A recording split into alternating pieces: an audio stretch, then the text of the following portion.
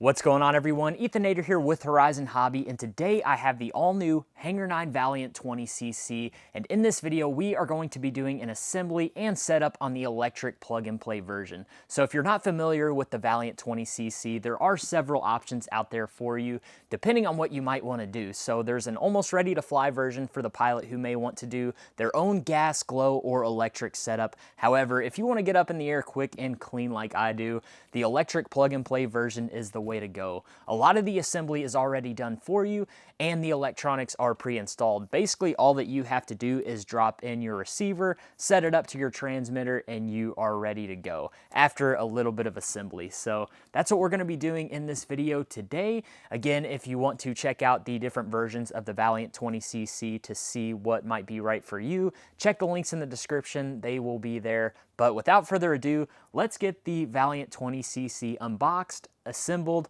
and set up and ready to fly. Just a quick note on the additional electronics that I will be using for this assembly and setup. Over here, I have the Spektrum NX8 Plus 20-channel transmitter. This transmitter is great, more than enough channels for what we want with the Valiant 20cc. What's really cool about this airplane is the fact that you can do anything from full-span ailerons to crow to flaps. Pretty much anything you want to do there, and the NX8 Plus will be able to handle that. And then also over here, I have the Spektrum 6S 4000 milliamp battery. This has been my favorite battery so far, but what's really cool about the electric plug-and-play version is that it is compatible with 4S or 6S, and it comes with two propellers, one that is optimized for 4S and one that is optimized for 6S. And over here, I have the Spektrum AR8360T. This receiver has been updated to the Plus version. So if you opt to get that plug-and-play combo that comes with the AR8360T Plus receiver, this is essentially what you'll get. I've been loving AS3X Plus. It's been going in just about everything that I fly now, and the Valiant 20cc is no exception. During the shipping process, the covering can go through various temperature and pressure changes which may develop wrinkles. It's recommended that you use a sealing iron to go over the covering before assembly. There are two mounting positions for the main landing gear.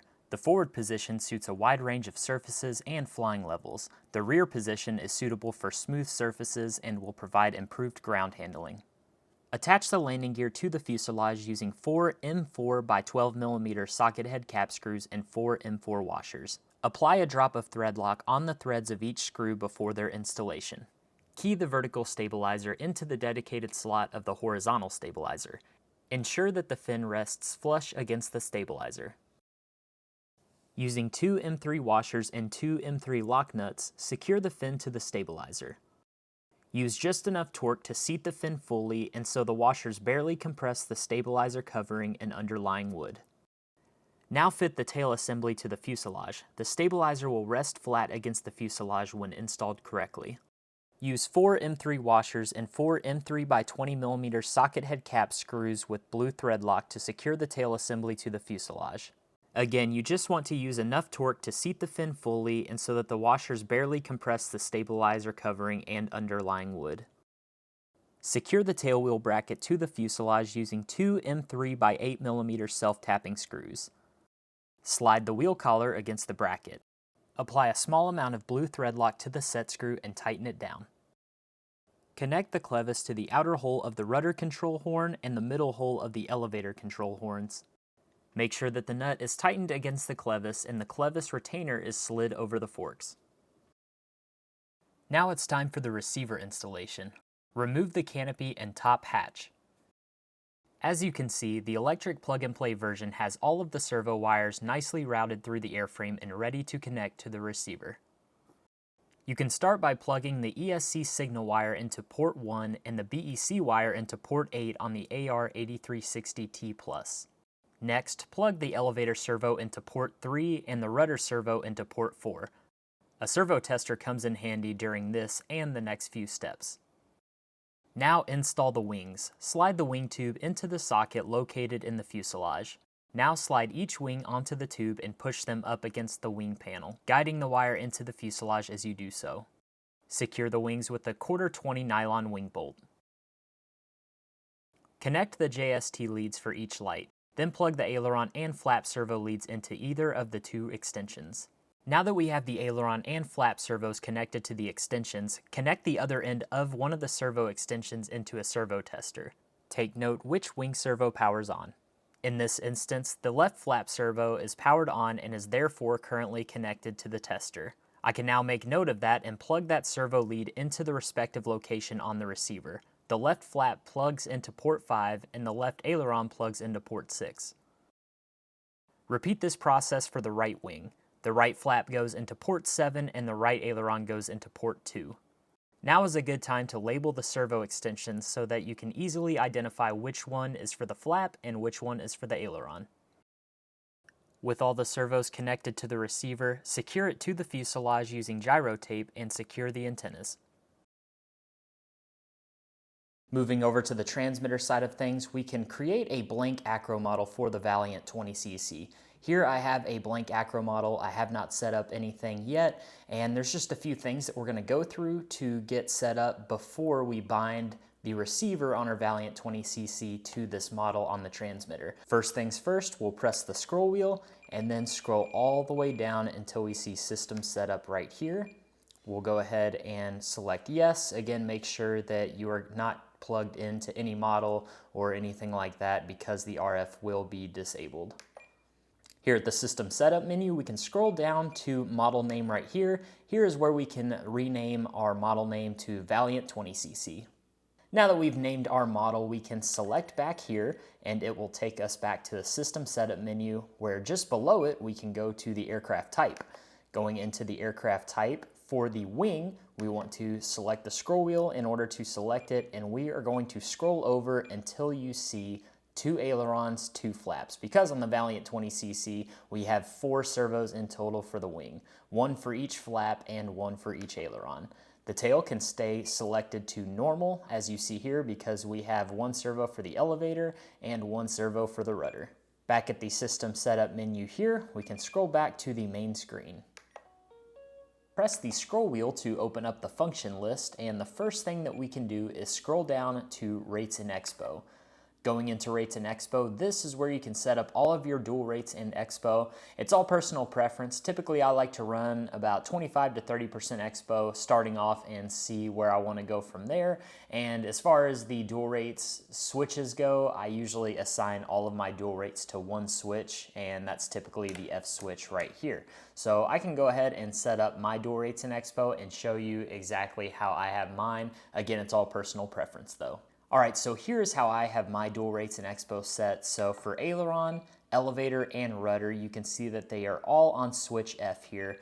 And as far as the rates for all the surfaces, this 0 position is 100% rates, 1 is 80%, and 2 is 60%.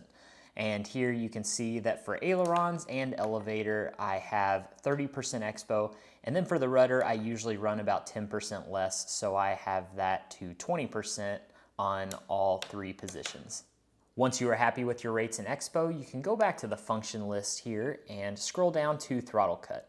Selecting throttle cut, you can see that the switch is inhibited. However, if you press the scroll wheel to highlight it, you can flip whatever switch you want to correspond to your throttle cut. I typically like to run switch H, which is this back right switch here. As you can see, I now have the switch assigned to switch H. Now that we have our throttle cut set, we can go back to the function list and scroll down to flap system. Going into flap system, here is where we can select whatever switch we want assigned to our flap system. Much like throttle cut, you'll highlight the switch, flick whatever switch you want to be assigned to the flap system, and after doing so, you will see all of the flap system settings pop up like so. Here you can see our positions and then also whatever percentage you want for your flap, the amount of elevator to compensate for your flap deflection, and then there's also a crow setting here, which is really nice. Not to mention, you can set your speed depending on how fast you want the flaps to come down. Usually I set it to about 1 second, but if you want it slower, if you want it faster, you can change it depending on what you want. For now, we will leave all of these percentages at 0 until we bind up the Valiant 20cc to this transmitter, and we will fine tune these percentages later on. We can now go back to the main menu and bind the Hangar 9 Valiant 20cc to the transmitter. With both the transmitter and receiver powered off, power on the aircraft. Press and hold the bind button to put the AR8360T Plus into bind mode. Activate bind mode on the NX8 Plus to bind it to the Valiant 20cc.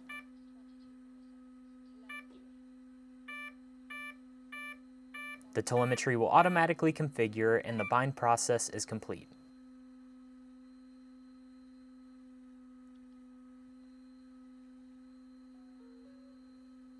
And it's at this point where I can't stress enough how much I love the electric plug-and-play version, because as far as the servo and surface centering goes, all of that's pretty much done for you. All I've done is hook up the clevises to the elevator and the rudder. I haven't messed with the sub trim at all. I haven't manually adjusted the linkage rod lengths. Everything's already set and it's as flush as can be. Ailerons were already hooked up as far as the clevises go, and it's super flush. Hooking up the clevises to the elevator and the rudder, it's all flush as well. If you need to tweak it, all you have to really do is tweak your sub trim through your transmitter, or you can manually lengthen or shorten the control rods. So yeah, thanks to the efficiency of the electric plug-and-play version, we can skip the servo centering process and we'll move on to the servo direction and then the travel setup. Going to the function list and going to servo setup, we can select this heading up here and change it to reverse. Because as you can see here, the ailerons are reversed, the elevator is reversed, and the rudder is reversed. So here we can reverse the right aileron, we can reverse the elevator, we can reverse the rudder, and we can reverse the left aileron here. Now that we've done that, you can see that our ailerons are going the correct way, our elevator is going the correct way, and the rudder is going the correct way. One way that we can easily check the flap direction is through the flap system. If we highlight the flap percentage here, if we scroll to the right, giving it a positive percentage, both flaps should be going down. But as you can see here, our left flap is going down, which is correct, but our right flap is going up, which is incorrect. So that means we can go back to the servo setup menu. Going over here, we can go back to servo reverse, and we will reverse the right flap. Now you can see that both flaps are coming down at a positive percentage value. Using the servo travel adjustment within the servo setup menu of your transmitter, adjust the servo travel for each servo. A good starting point for surface throws are 33 millimeters up and 30 millimeters down for ailerons, 48 millimeters up and down for elevator, and 50 millimeters left and right for rudder. Here in the flap system menu, a good starting point for the flaps on position 0 will be 0% across the board because we want no flaps in that position. Going into position 1, we have 50% flaps and 8% down elevator to compensate for the flaps. And in position 2, we have 100% flaps and 16% down elevator to compensate for the flaps. Use a small amount of medium CA to attach a sandpaper disc to the front of the spinner backplate. Align the hole in the disc with the hole in the backplate. The smooth side of the disc will be against the spinner backplate. Attach another sandpaper disc to the back of the propeller. Align the holes with the smooth side of the disc against the propeller.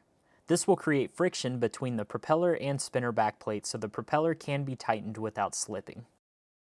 Slide the spinner backplate in position. Attach the propeller using the washer and nut from the motor. Attach the spinner cone using the hardware included with the spinner. And what feels like in a matter of minutes, the electric plug-and-play version of the Hangar 9 Valiant 20cc is assembled, it's set up on the NX8 Plus, and it's ready for its first flight. Guys, I can't stress how beautiful of an airplane this is, and just the fact that it can be assembled and set up in such a short amount of time, it's just incredible. Seriously, I cannot wait to fly this one, and yeah, stay tuned for some videos on the Horizon Hobby socials of this airplane in action, and we'll see you all soon.